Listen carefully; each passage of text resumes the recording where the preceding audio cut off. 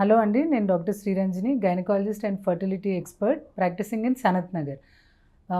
బిడ్డకు పాలిచ్చేటప్పుడు గర్భం రాదు అన్నది కొద్ది వరకు నిజము. అంటే బట్ చాలామంది చూసుకున్నట్టయితే ఇప్పుడు మనం ఇమీడియట్గా డెలివరీ తర్వాత కంప్లీట్ ఎక్స్క్లూజివ్ బ్రెస్ట్ ఫీడింగ్ అనేది ఉంటుంది. అంటే తల్లి పాలు తప్ప ఇంకొక పాలు ఇవ్వని తల్లి ఉంటుంది, వాళ్ళని ఎక్స్క్లూజివ్ బ్రెస్ట్ ఫీడింగ్. కొంతమంది ఏంటంటే ముప్పాల వరకు తల్లిపాలే ఇస్తారు. ఒక 1% అంటే ఒక 1 or 2 ఫీడ్స్ మిల్క్ సరిపోక వాళ్ళు మన డబ్బా పాలు అనేది పెడతా ఉంటారు. అలాంటప్పుడు దాన్ని ఎక్స్క్లూజివ్ బ్రెస్ట్ ఫీడింగ్ అనరు, అంటే అడిషనల్ టాప్ ఫీడింగ్ కూడా ఇస్తూ ఉంటారు. కానీ మోస్ట్లీ చూసుకున్నట్టయితే ఈ లాక్టేషన్ అంటే పాలిస్తున్న వాళ్ళల్లో కూడా మొదటి 3 నుండి 4 వారాలు అంటే 1 month వరకు ఇట్ ఈజ్ ఓకే. బట్ సాధ్యమైనంత వరకు ఫస్ట్ 6 weeks హస్బెండ్ వైఫ్ అంటే భార్యాభర్తలు కలవద్దనే చెప్తాం మేము. సో 3 weeks తర్వాత 3 వారాలు అంటే ఒక డెలివరీ అవ్వగానే నెల తర్వాత కనుక భార్యాభర్తలు కలిసినట్టయితే డెఫినెట్లీ ఎనీ అడిషనల్ మెథడ్స్ అంటే ఐదర్ కాండమ్ అనుకోండి, లేకపోతే ఏదో ఒక కాంట్రసెప్టివ్ మెజర్స్ అనేది వాడుకోవాలి. లేకపోతే అండాశయం కంప్లీట్గా ఖచ్చితంగా గుడ్డు రాదు, వాళ్ళకు ప్రెగ్నెన్సీ రాదు అన్న అట్లాంటివి అయితే పెట్టుకోకూడదు.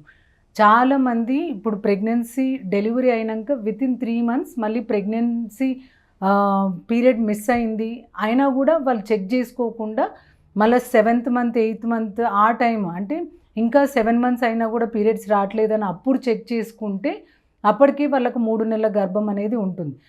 మళ్ళీ ఎక్స్క్లూజివ్ బ్రెస్ట్ ఫీడింగ్ అంటే పైన పాలు ఇవ్వకుండా ఎక్స్క్లూజివ్ తల్లిపాలు ఇచ్చిన వాళ్ళలోనే ఈ కేసెస్ మేము చూస్తూ ఉంటాం.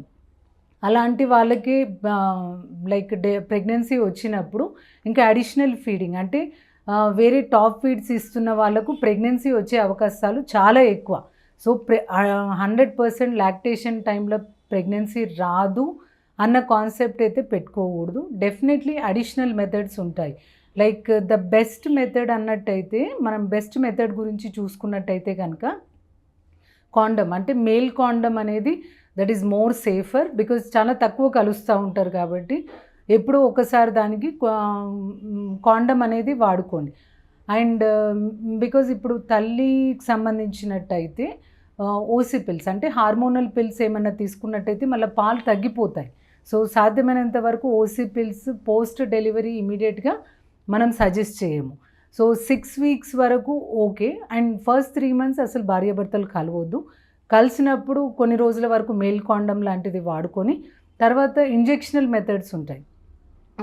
ఈ ప్రొజెస్ట్రాన్ ఇంజెక్షన్స్ అనేది ఇస్తాము. అది ఒక్క ఇంజెక్షన్ తీసుకుంటే 3 నెలల వరకు ప్రెగ్నెన్సీ అనేది రాదు. ఇది డిపోప్రెవెరా అని ఇది మనం యూజువల్లీ గవర్నమెంట్ అంగన్వాడీలలో కూడా గవర్నమెంట్ అనేది ఫ్రీగా ఇస్తుంది. ఈవెన్ మీకు అట్లీస్ట్ ఏముంది అనేది అవగాహన కోసం అయితే మీరు మా దగ్గరికి వచ్చిన డీటెయిల్గా ఏమేమి ఉంటాయి అండ్ మీకు ఇప్పుడు ఏజ్ బట్టి ఉంటుంది. కొంతమందికి ఆల్రెడీ మైగ్రేన్, కొంతమందికి ఆల్రెడీ ప్రెగ్నెన్సీలో బీపీ వచ్చిన వాళ్ళు ఉంటారు. వారికి హార్మోనల్ పిల్స్ అయితే అసలు బిల్కుల్ ఇవ్వము. అండ్ వాళ్ళల్లో ఇప్పుడు ఎనీ హై రిస్క్ ఉన్నా లో రిస్క్ ఉన్నా ఈ గర్భసంచిలో లూప్ అనేది అంటే టీ షేప్డ్ లూప్స్ అవైలబుల్ ఉంటుంది. అది ఒక్కసారి కనుక మనం పోస్ట్ డెలివరీ 6 weeks తర్వాత మీరు డాక్టర్ని రెగ్యులర్గా విజిట్ చేసినట్టయితే మీకు అది సింపుల్ 5 minutes ప్రొసీజర్, అసలు పెయిన్లెస్, 5 నిమిషాలలో అవుతుంది. అండ్ ఒకసారి వేసుకొని అది మీకు కనుక పడ్డట్టయితే అప్ టు 3 years 6 years మళ్ళీ ఎలాంటి కాంప్లికేషన్స్ ఉండదు. బట్ డెఫినెట్లీ ఇప్పుడు మనం లూప్ వేసినాక మళ్ళీ 1 month తర్వాత రివ్యూ స్కాన్ అంటే గర్భసంచిలోనే ఉందా లేదా జారిపోయిందా ఇది అన్నది ఒకసారి చెక్ చేయడానికి మళ్ళీ will call you for the follow up. So అంటే ఇప్పుడు మీకున్న రిస్క్ ఫ్యాక్టర్స్ బట్టి, ఇప్పుడు మీ వయసు బట్టి, మీకు ప్రెగ్నెన్సీలో జరిగిన ప్రాబ్లమ్స్ బట్టి మీరు ఏం వాడుకుంటే బెటర్ అన్నది మేము సజెస్ట్ చేస్తాము. బట్ అంటే ఏం వాడకుండా నాకు పాలిస్తున్నప్పుడు ప్రెగ్నెన్సీ రాదు అన్న నమ్మకంతో అయితే ఏ కాంట్రసెప్షన్ వాడకుండా అయితే కలవకూడదండి. అండ్ ప్రెగ్నెన్సీ అయితే నార్మల్ డెలివరీ సిజేరియన్ వాళ్ళు కనుక చూసుకున్నట్టయితే ఎవరైనా కూడా ఫస్ట్ 3 months అసలు హస్బెండ్ వైఫ్ ఉండకూడదు. దాని తర్వాత ఒక్కసారి మీ గైనిక్ దగ్గరికి వెళ్ళి విజిట్ చేసి మీకు ఏది సేఫ్ అన్నది we will help you out. Thank you.